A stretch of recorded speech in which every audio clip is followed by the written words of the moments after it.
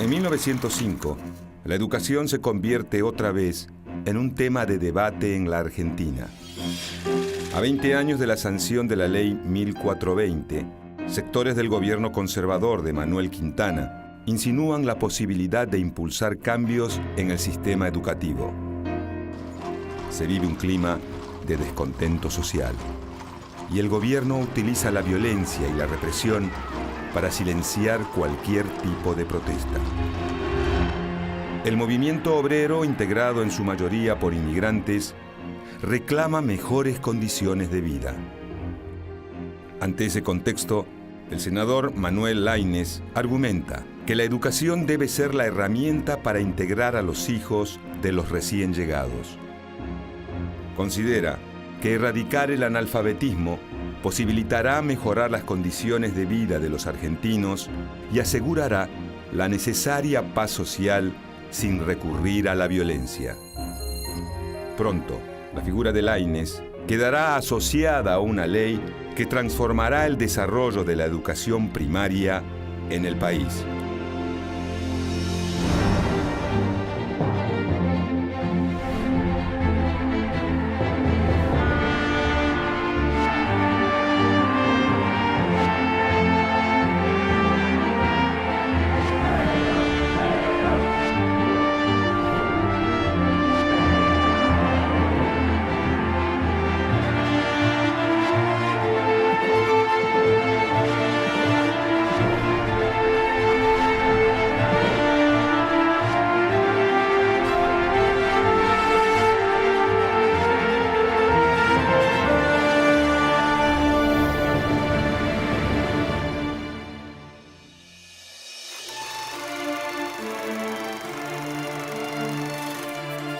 Manuel Laínez nace en 1852 en el seno de una reconocida familia porteña. Con apenas 15 años ingresa como corrector del diario La Tribuna. Al culminar sus estudios secundarios, viaja con su tío Miguel Cané a Estados Unidos y Europa. A su regreso es ascendido a periodista en el diario. En esa función conoce al presidente Sarmiento, quien, poco después, lo envía como funcionario de la Embajada Argentina en los Estados Unidos. Sin embargo, pasa poco tiempo en ese país y en 1874 ya se encuentra nuevamente en la Argentina como parte de la redacción de La Tribuna Nacional, diario ligado al Partido Autonomista Nacional. Más tarde, gracias al impulso de Dardo Rocha, gobernador de la provincia de Buenos Aires, Manuel Laínez se desempeña en la Secretaría del Senado. En 1881, Laínez funda y dirige su propio periódico llamado El Diario. Mientras tanto, en el plano político, a partir de 1880, el Partido Autonomista Nacional, de corte liberal, que lidera Julio Argentino Roca, controla los resortes del poder mediante el fraude y la manipulación de las elecciones. A partir de 1883, se discute en el Congreso la sanción de una ley de educación común para la capital y los territorios y colonias nacionales. Esta legislación pone de manifiesto la necesidad de la enseñanza pública y laica. En 1884, Laínez es elegido diputado por la provincia de Buenos Aires. Su experiencia periodística le da un estilo llano que lo distingue del resto de los legisladores, abocados generalmente a hacer relucir su perfil liberal ilustrado. Finalmente, el 8 de julio de 1884, se sanciona la Ley 1420. La nueva legislación marca algunos puntos claves. La educación debe ser obligatoria, gratuita y neutral en materia religiosa. La norma se aplica solo en la capital federal y los territorios nacionales, ya que, según la Constitución, la enseñanza primaria es privativa de cada provincia. El 12 de octubre de 1904, Manuel Quintana asume la presidencia de la República. El nuevo mandatario pertenece al sector político encabezado por Roca. Desde el Estado, este grupo edifica un proyecto económico liberal, basado en la exportación de materias primas y en la libre importación de productos manufacturados que beneficia esencialmente a los sectores terratenientes, a los grandes comerciantes portuarios y al capital extranjero. A 4 meses de la asunción de Quintana, la Argentina entra en un período de convulsión. El 4 de febrero de 1905, las ciudades más importantes del país se convierten en escenario de una sublevación cívico-militar contra el gobierno. Se exige el fin del fraude electoral y la manipulación de las elecciones. Los reclamos son encabezados por el principal partido político de la oposición, la refundada Unión Cívica Radical, liderada por Hipólito Yrigoyen.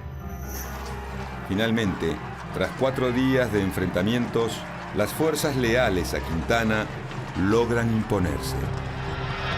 Luego de acabar con la revuelta, el gobierno aprovecha para hostigar a otros sectores que, si bien no participan del alzamiento, cuestionan con sus demandas al poder.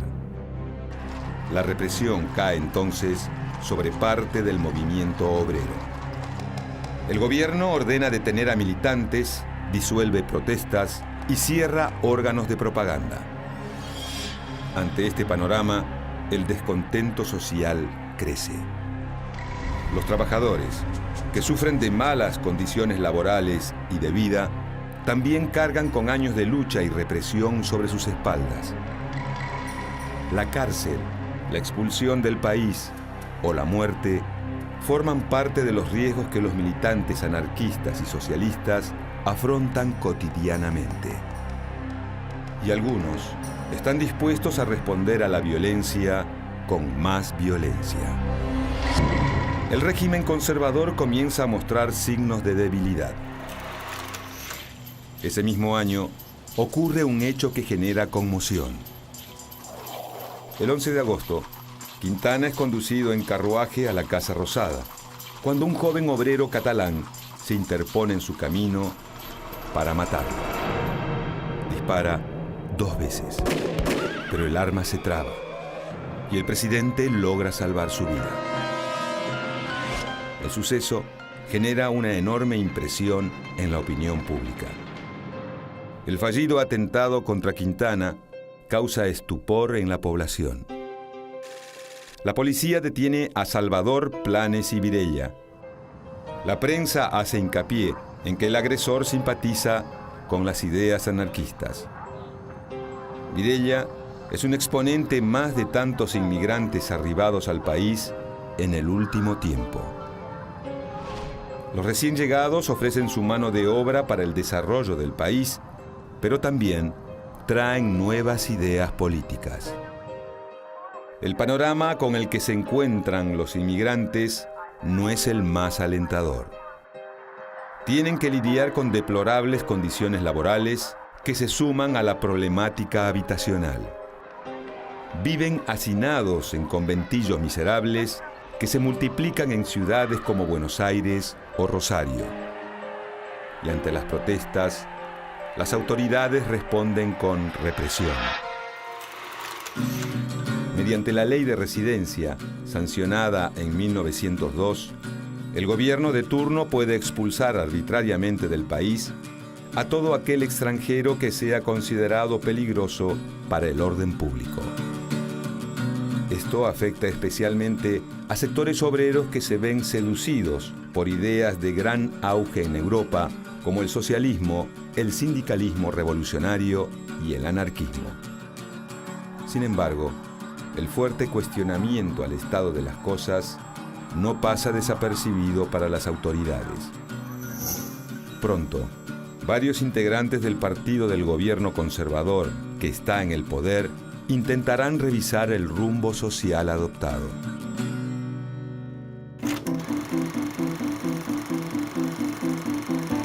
Manuel Laínez adscribe al sector político del gobierno que pretende que no solo la economía tenga un rumbo liberal, sino que también se tomen medidas en lo político y social. Este grupo se denomina modernista. Consideran que sumar al escenario político a radicales y socialistas ayudará a contrarrestar el clima de malestar imperante. De esa manera, pretende acercarse más a una república democrática que a un régimen oligárquico. En ese marco, en 1904, Laínez se convierte en senador nacional por la provincia de Buenos Aires. Desde su banca, Laínez considera que los crecientes índices de analfabetismo, tanto en la población de inmigrantes como en la criolla, son un impedimento para el crecimiento del país. Por eso, presenta un proyecto de ley para ampliar el horizonte educativo en el territorio nacional. Las intenciones del senador son concretas. Por un lado, ampliar la difusión del ideario liberal y por el otro, que las escuelas sirvan como red para detener el crecimiento del anarquismo y el socialismo. Laínez hace especial hincapié en la forma de administrar los ingresos públicos y en la situación del sistema educativo en el país. Dos cuestiones que, para el senador, están íntimamente relacionadas. Laínez auspicia la instalación de colegios nacionales en distintas ciudades del país. De esa manera, busca evitar las migraciones masivas de estudiantes hacia la capital. Como integrante de la Comisión de Finanzas, el senador busca optimizar el uso del Tesoro Nacional para la construcción, reparación y terminación de edificios públicos.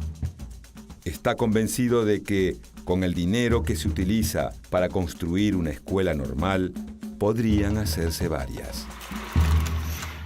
Con todos estos elementos, Manuel Laínez elabora un proyecto complementario a la Ley 1420.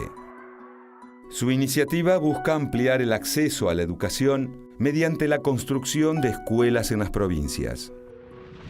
De una población de 827.102 niños en condiciones de recibir instrucción primaria, solo 435.918 concurren a la escuela.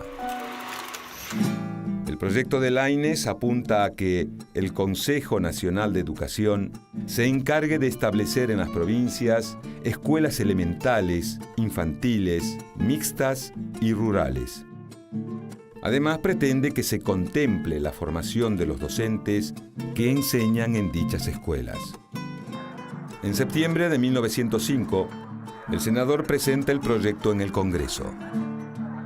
Su intención es que la nueva ley contrarreste el flagelo del analfabetismo. El Consejo Nacional de Educación tendrá fondos para instalar escuelas primarias donde no las hay. Entre los principales argumentos que esgrime Laínez está el de asegurarse de que los recursos vayan donde tengan que ir. En este aspecto, el senador toma como ejemplo las subvenciones que el Estado gira a las provincias para instalar escuelas normales. El objetivo es racionalizar los gastos. Laínez asegura que, con el dinero que el Estado gasta en un soldado al año, pueden educarse 100 niños. En otras palabras, 100 niños educados evitan la existencia de un soldado que los reprima. Una vez instalado el tema, aparecen las primeras voces cuestionadoras. Se discute si los contenidos deben ser generados desde el gobierno nacional o si cada provincia puede hacer sus propios planes. También se debate sobre el dinero disponible para invertir en infraestructura y en personal docente. Pero uno de los aspectos más controvertidos es decidir si el alcance de la ley debe quedar sujeto a cada provincia que lo solicite. Para Laínez, esto significa un retroceso. Según su opinión, el propio Estado Nacional es el que debe instalar las escuelas según crea conveniente. Sin embargo, la ley sufre esta modificación. Finalmente, luego de pasar por la Cámara de Diputados, el proyecto de Laínez es aprobado el 30 de septiembre de 1905. Nace una ley que transformará la educación en Argentina.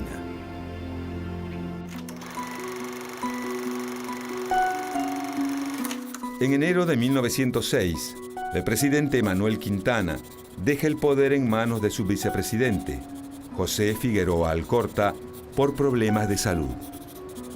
El 6 de febrero, la recientemente llamada Ley Laínez es reglamentada con la firma de Figueroa Alcorta y del ministro de Justicia, Joaquín Víctor González. Aunque su sanción en el Congreso no genera demasiada repercusión, pronto comenzarán a verse sus alcances. El plan de Laínez es pragmático. Busca solucionar el problema del analfabetismo, pero al mismo tiempo intenta racionalizar el gasto público. En las escuelas creadas gracias a la ley, se enseña a leer y a escribir, además de historia y de geografía. De esa manera, se pretende no solo instruir a los criollos más pobres de las provincias, sino también argentinizar a los hijos de los inmigrantes. Paulatinamente, la escuela primaria comienza a cambiar su fisonomía. En tanto, se vislumbra un silencioso proceso de nacionalización del rumbo escolar. Esto provoca algunas críticas. Según la ley, cada provincia puede instalar las llamadas escuelas fiscales o escuelas Laínez, pero desde algunos sectores políticos se afirma que, en los hechos, esto no funciona así. Se acusa la normativa de plasmar una vocación centralizadora del Estado Nacional y de ir en contra del espíritu federal de la Constitución. Estos cuestionamientos chocan con la efectividad y aceptación de la ley. La educación nacional permite unir a los niños del país por sobre las diferencias económicas de clase u origen. La obligatoriedad de la enseñanza provoca que muchos inmigrantes vean la escuela como una herramienta clave para la integración y el ascenso social de sus hijos. Ya en el primer año de aplicación se pueden ver los efectos de la Ley Laínez. En 1906 se crean 438 escuelas que representan un 11% del total nacional. En este proceso resulta determinante el papel de los propios ciudadanos, que donan terrenos para instalar allí una escuela Laínez o directamente la construyen. Una vez dado el primer paso, los emprendedores solicitan al Estado que se haga cargo del pago de los sueldos a los maestros o de mejorar las instalaciones. Esto demuestra que la idea de educación implica algo más que aprender a leer y a escribir. Allí donde el progreso instala un nuevo pueblo o un nuevo barrio, o en zonas rurales cuya población aumenta, hay un grupo de vecinos organizados que hacen posible la instalación de una escuela. No obstante, surgen nuevos conflictos entre el Estado y las provincias. Según la ley, las escuelas Laínez deben ser laicas.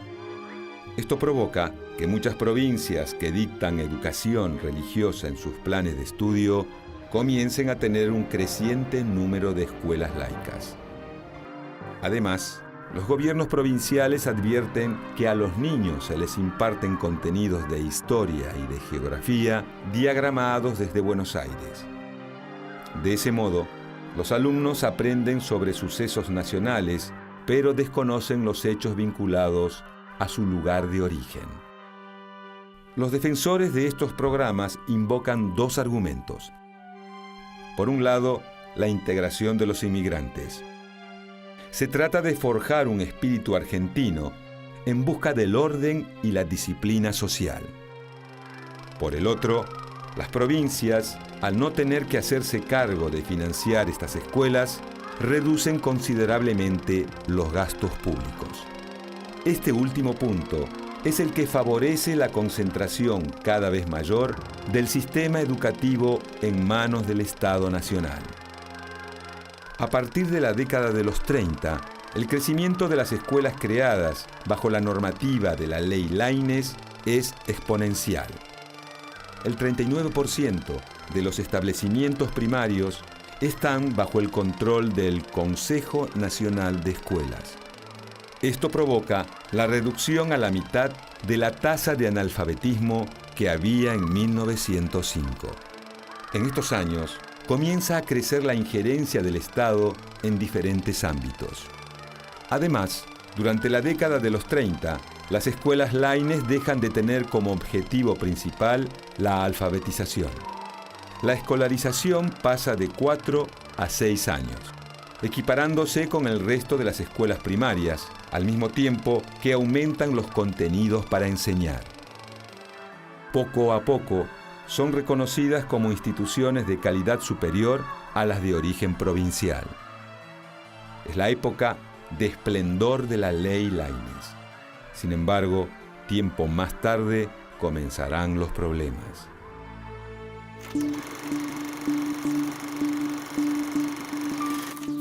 Los gobiernos conservadores que dominan el país durante la década de los 30 ven en la escuela una poderosa herramienta de control social. Con el arribo del peronismo al poder en 1946, la educación ocupará un lugar importante en su discurso, recuperando su rol como herramienta de progreso del país.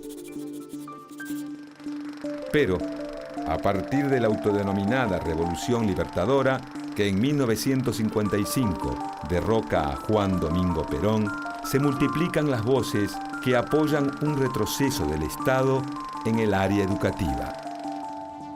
Aumenta el número de colegios privados y religiosos.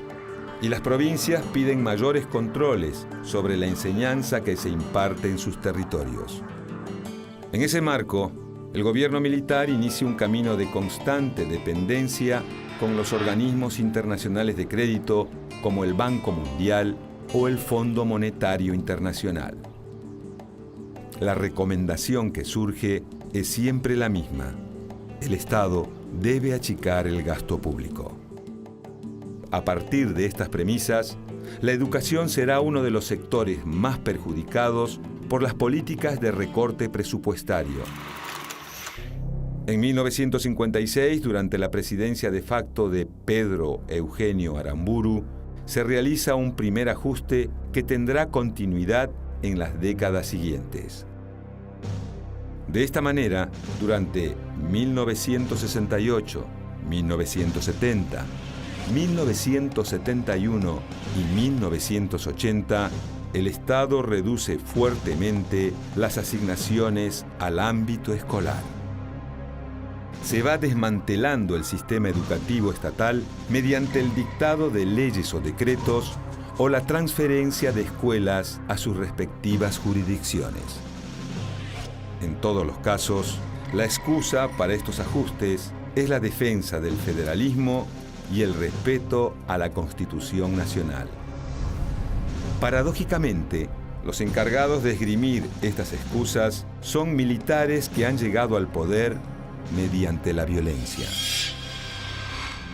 El 14 de abril de 1993, durante el gobierno de Carlos Saúl Menem y en plena expansión del modelo neoliberal en el país, es sancionada en el Congreso la Ley Federal de Educación. Con ella se profundiza el proceso de transferencia de los colegios a la órbita de las provincias. El Estado Nacional no coordina los contenidos que se dictan en las diferentes provincias. Al mismo tiempo, se agrava el problema del financiamiento. El gobierno nacional traspasa las escuelas, pero no los fondos necesarios para que éstas funcionen correctamente. En este contexto caótico, la fragmentación del sistema educativo es notoria. La calidad educativa en las provincias con mayor presupuesto dista mucho de la que se aprecia en las zonas más pobres del país. Además, la educación privada crece y expone aún más la desigualdad entre los propios habitantes del país. La crisis económica, política y social que desata la aplicación del neoliberalismo en la Argentina, produce una vuelta atrás en muchas de las medidas aplicadas en la década anterior. Por ello, el 14 de diciembre de 2006, se aprueba una nueva Ley Nacional de Educación que reemplaza a la Ley de 1993. Con el fin de discutir la nueva legislación, participan todos los actores relacionados con el mundo educativo y el de la ciudadanía en general. Entre otras cuestiones, se establece una ampliación de los años que fija la obligatoriedad escolar de 10 a 13. Asimismo, se mantiene el federalismo educativo, pero estableciendo una estructura común para todo el país. Se retoma el modo de escuelas primarias y secundarias. Además, la nueva configuración contempla la educación preescolar, rural, artística, especial, intercultural, bilingüe y no formal. Se estipula la implementación de organismos de consulta y de coordinación federal. Y se fomenta la creación de un canal estatal de televisión educativa. En relación con las inversiones, la nueva legislación se complementa con la Ley de Financiamiento Educativo, sancionada en 2005. Se apunta a establecer un aumento progresivo de los fondos destinados a la enseñanza. Así, se busca lentamente dejar atrás el proceso de desmantelamiento de la escuela pública.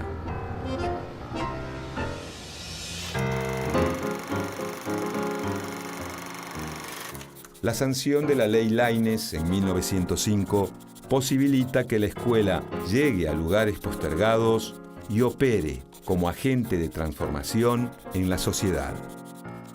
La educación permite la integración y el ascenso social a los hijos de los inmigrantes. Miles de escuelas se fundan en pequeños pueblos organizadas por los habitantes con la ayuda estatal. A partir de la década de los 30, el Estado pasa a tener un rol central en la creación de instituciones educativas. Se reduce drásticamente el analfabetismo y aumenta la escolaridad. Pero, luego del derrocamiento de Perón en 1955, el sistema estatal retrocede lentamente a favor del sector privado. Al mismo tiempo, desde algunas provincias se comienza a pedir mayor control sobre la educación impartida en sus territorios. La Ley Federal de 1993, sancionada durante la máxima expansión del neoliberalismo, provoca la fragmentación del sistema educativo.